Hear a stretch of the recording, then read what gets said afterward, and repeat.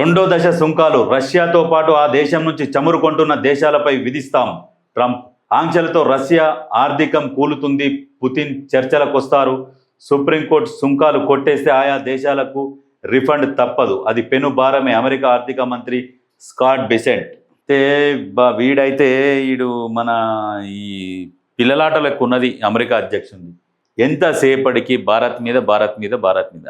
ఎందుకంటే ఇక్కడ జనాభా ఎక్కువ ఉన్నది, వాడకం ఎక్కువ ఉన్నది, కాబట్టి ప్రతి దాని మీద సుంకం విధిస్తూనే పోతున్నాడు. అదే చైనా మీద విధిద్దామంటే చైనాకు ఆల్రెడీ వాళ్ళే మ్యానుఫ్యాక్చరింగ్ అన్ని, వాళ్ళ దగ్గర ప్రతిదీ లేనిదంటూ లేకుండా వాళ్ళే తయారు చేసుకుంటున్నారు.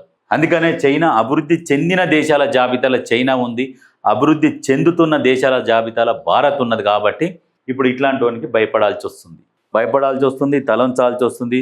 కొన్ని విషయాలలో అన్నిటికీ తప్పని పరిస్థితి ఉన్నది. ఎందుకంటే మన దగ్గర ఈ ఉచిత పథకాలు అనేది ఒకటి తీసుకొచ్చిరు. కొంతమంది దరిద్రులు ఏం చేసిరంటే ఆ టైంలో రాజకీయ లబ్ధి కోసం, అధికారం కోసం ఈ ఉచిత పథకాలు అనేది మెల్లమెల్లగా స్టార్ట్ చేసిరు. అది ఒక పాయిజన్ లాగా అయిపోయింది. ఇప్పుడు ఆ ఉచిత పథకాల వల్ల అభివృద్ధి చెందుతున్న జాబితాలోనే ఉన్న దేశం ఇంకా ఎప్పటికీ అభివృద్ధి చెందదు అన్నట్టుగా అయిపోయింది. ఎంత చేసినా, తలసరి ఆదాయం ఎంత పెరిగినా, ఏం చేసినా అభివృద్ధి చెందుతున్న జాబితాలోనే ఉంది. ఇప్పుడు చైనా కరెన్సీకి మన కరెన్సీకి తేడా 22 రూపాయల తేడా ఉన్నది.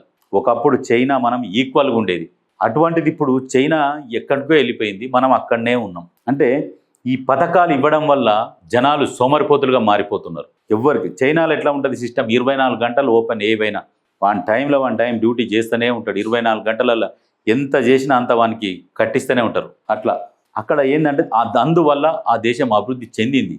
మన దగ్గర ఏంది, ఈ ఉచిత పథకాలకు అలవాటు పడి కాలు మీద కాలు వేసుకొని పండుకొని టీవీ చూసుకుంటా వస్తుంది. రైతు బంధు పడుతుంది, రుణమాఫీ అవుతుంది, పింఛన్ వస్తాయి, ఎలక్షన్లు ఉన్నాయా, సర్పంచ్ ఎలక్షన్లు, ఎంపీటీసీ వస్తాయిగా, ఎమ్మెల్యే వస్తాయిగా, ఎంపీ వస్తాయిగా, అన్నీ ఒక్కొక్క పాలు వస్తాయి. వచ్చినప్పుడు గట్టిగా వసూలు చేసుకుందాం, కాలు మీద కాలు వేసుకొని పంతాడు. అట్లా అయిపోయింది భారతదేశంలో. ఈ రకంగా అలవాటు పడ్డారు జనాలు.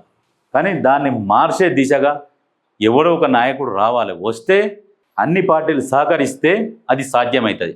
వాస్తవానికి ఉచిత పథకాలు మొత్తం ఎత్తేయాలి.